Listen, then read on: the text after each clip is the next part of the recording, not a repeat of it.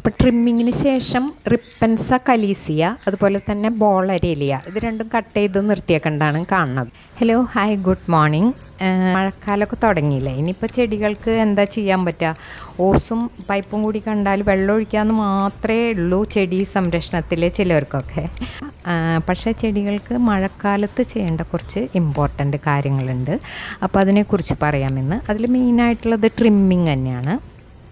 ചിലർക്കൊക്കെ നന്നായി വരുന്ന ചെടികൾ ട്രിം ചെയ്യാൻ കുറച്ച് മടിയാവും. പക്ഷേ ചെടിയുടെ കാര്യത്തിൽ വെള്ളം വളം ഒക്കെ പോലെ തന്നെ ഇമ്പോർട്ടൻ്റ് ആണ് ട്രിമ്മിങ്. അത് പ്രത്യേകിച്ച് മഴക്കാലത്ത് അത് അങ്ങനെ തന്നെ നിൽക്കുകയാണെങ്കിൽ അതിൻ്റെ ഉള്ളിലൊക്കെ കേടും പ്രാണികൾ ഇതൊക്കെ കൂടുകൂട്ടുകയും അതിൽ ഇലകളൊക്കെ പറ്റിപ്പിടിച്ച് വെള്ളം നനഞ്ഞ് ചീഞ്ഞു പോവുകയും പ്രാണികളൊക്കെ വളരാനും സാധ്യതയുണ്ട്. ട്രിമ്മിങ് ചെയ്യുന്നതോടൊപ്പം തന്നെ അതിൻ്റെ വേസ്റ്റ് വരുന്ന കുറച്ച് കമ്പുകളും കാര്യങ്ങളൊക്കെ ഉണ്ടാവില്ലേ, അതൊക്കെ ഞാൻ അപ്പം തന്നെ കുത്തിവെക്കും. ഈ റിപ്പൻസ കലീസിയ ഒരു വർഷം ഒക്കെ മുമ്പ് നമ്മൾ ഹാങ്ങിങ് പോട്ട്സിലൊക്കെ നല്ല ഭംഗിയിലൊക്കെ ഇട്ടിരുന്നതാണ്. പിന്നെ ഒരു സമയം വന്നപ്പോൾ അതിൽ നിന്നൊക്കെ എടുത്തിട്ട് ഈ ബോളരേലിയ ഇവിടെ സിമൻറ്റ് പോട്ടുകളിൽ നല്ല പോലെ ബോളായിട്ട് നിന്നിരുന്നു. അതിൻ്റെ കടഭാഗത്തായിട്ട് നമ്മളിങ്ങനെ വെതറി കൊടുക്കുകയും ചെയ്ത മഴക്കാലത്ത്.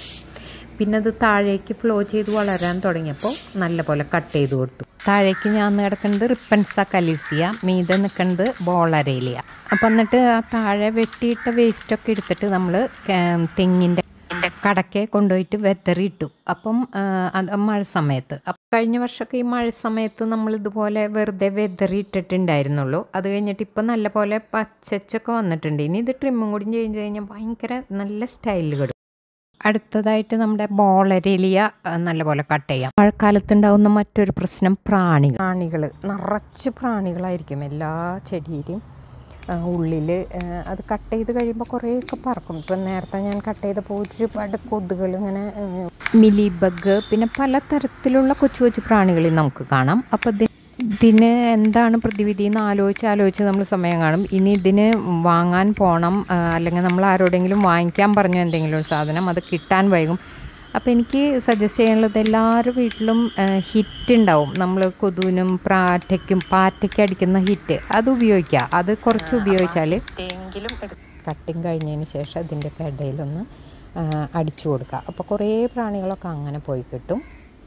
ഇനിയിപ്പോൾ അതില്ലെങ്കിൽ തന്നെ വാങ്ങിക്കാനൊന്നും പോകണ്ട, കുറച്ച് സാനിറ്റൈസർ കുറച്ച് വെള്ളത്തിൽ കലക്കിയിട്ട് സ്പ്രേ ചെയ്ത് കൊടുക്കുക. അതല്ലെങ്കിൽ ഡെറ്റോൾ, ഇതിലേതെങ്കിലും ഒരു സാധനം ഈ ഒരു മഴക്കാലത്ത് ചെടികളുടെ ഇലകളിലൊക്കെ കിട്ടുന്ന പോലെ സ്പ്രേ ചെയ്ത് കൊടുത്താൽ കുറേ കീടങ്ങളും പ്രാണികളൊക്കെ അകന്നു നിൽക്കും.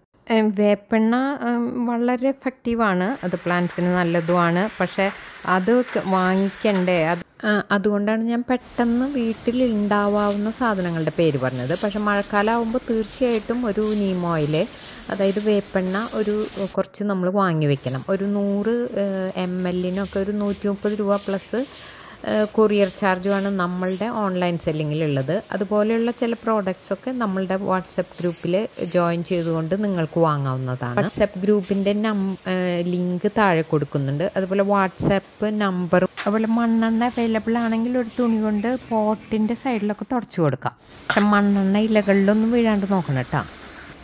അതുപോലെ ഈ കാണുന്ന ദുരാന്ത പ്ലാന്റ് അല്ലെങ്കിൽ ചുവന്ന ചീര എന്നൊക്കെ നമ്മൾ പറയണത് നമ്മൾ ഓരോ ഷേപ്പിൽ അല്ലെങ്കിൽ ബോർഡറായിട്ടൊക്കെ നട്ടുവയ്ക്കും. അതിന് ഏറ്റവും വലിയ സമയം ഇപ്പോഴാണ് ഇതൊക്കെ ചെയ്യേണ്ടത്. അപ്പോൾ നമുക്ക് വെള്ളം തന്നെ വേണ്ട.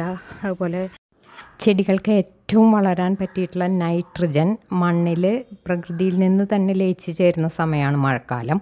അതുകൊണ്ട് പഴമക്കാർ പറയാറില്ലേ, വിരലൊടിച്ച് കുത്തിയാൽ പോലും പൊടിച്ച് കിട്ടുന്നു. അപ്പോൾ അങ്ങനെയുള്ള സമയങ്ങൾ നമ്മൾ ഉപയോഗിക്കുക. കൂഫിയ പ്ലാന്റ് ഇതൊക്കെ നമ്മൾ ലാസ്റ്റ് ഇയർ മഴ സമയത്ത് വെച്ചിട്ടുള്ളതാണ്. പിന്നെ ദേ ഇപ്പോൾ വീണ്ടും ഇത് കട്ട് ചെയ്തിട്ട് അതിൻ്റെ ഇടയിലൊക്കെ കുത്തിവെക്കും. അതിന് വേര് വന്നു കഴിയുമ്പോൾ ഒന്ന് ട്രിം ചെയ്യുക. അപ്പോൾ നല്ല ഷേപ്പുകൾ നമ്മുടെ ഗാർഡനിൽ നമുക്ക് കിട്ടും. അതായത് അടുത്ത വർഷത്തേക്കുള്ള ഒരു ഗാർഡൻ്റെ ലുക്ക് എങ്ങനെ ഇരിക്കുന്നത് നമുക്ക് ഈ മഴക്കാലത്ത് തന്നെ തീരുമാനിക്കണം. അതായത് ബോർഡർ പ്ലാന്റ് അതുപോലെ ക്രീപ്പേഴ്സ് ഇതൊക്കെ നട്ടുവെക്കാൻ പറ്റിയ ഏറ്റവും നല്ല സമയമാണ്. അതെന്തുകൊണ്ടാണ് ഈ മഴക്കാലം നല്ലതാണെന്ന് പറയുന്നത്? പലരും ധരിച്ചു വച്ചിരിക്കുന്നത് മണ്ണിൽ വെള്ളത്തിൻ്റെ അംശം ഏറ്റവും കൂടുതലുണ്ട് എന്നുള്ളതാണ്. അതുമാത്രമല്ല അതിന് കാരണം, പ്ലാന്റുകൾ വളരാൻ ഏറ്റവും അത്യാവശ്യമുള്ളതായിട്ടുള്ളത് നൈട്രജനാണ്.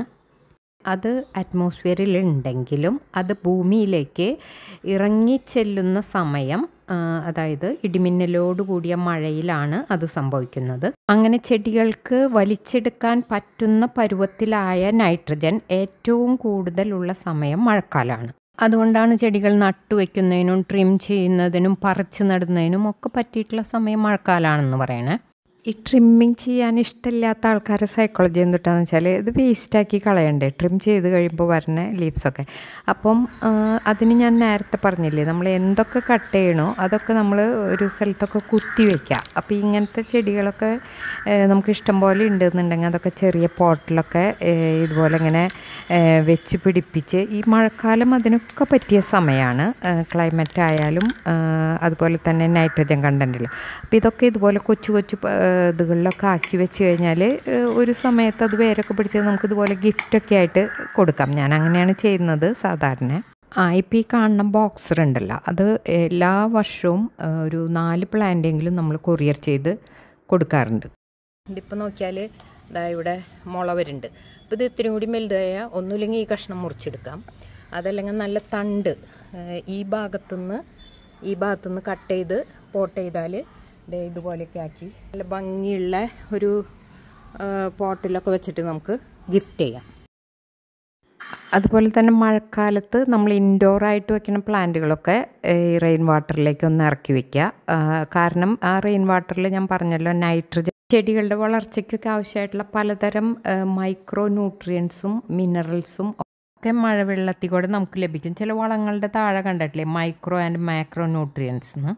പിന്നെ മഴക്കാലത്ത് ഞാൻ ചെയ്യുന്ന കാര്യങ്ങൾ ഓർക്കിഡ്സിൻ്റെ കീക്കീസ് അല്ലെങ്കിൽ പെപ്പറിൻ്റെ ആ വള്ളിയൊക്കെ കെട്ടി വയ്ക്കാൻ പറ്റിയ സമയമാണ്. പിന്നെ ഞാൻ സെൽഫ് വാട്ടറിങ് പോട്ട് എന്ന് പറഞ്ഞില്ലേ, ഇപ്പോൾ ഈ പോട്ട് ഇങ്ങനെ ഇരിക്കുന്ന കാണുമ്പോഴൊക്കെ നല്ലതായിട്ടിരിക്കുന്നുണ്ട് അല്ലേ. പക്ഷേ ഇടയ്ക്ക് മഴക്കാലത്ത് നമ്മൾ എടുത്തു നോക്കേണ്ട കാര്യം ഇതിൻ്റെ ഉള്ളിൽ അപ്പോൾ ഇതൊക്കെ ക്യാമറ കയ്യിലുള്ള കാരണം എനിക്ക് ഈസി ആയിട്ട് ചെയ്യാൻ പറ്റാത്തത് കേട്ടോ. ഇതിങ്ങനെ നോക്കുമ്പോൾ ഇതിൻ്റെ ഉള്ളിൽ ചെളി ചിലപ്പോൾ വെള്ളം കെട്ടിക്കെടുക്കുന്നുണ്ടാവും. അപ്പോൾ ഇതിനെ ശരിക്ക് കുറച്ച് വെള്ളം അടിയിലുണ്ടാവുന്നത് നല്ലതാണ്.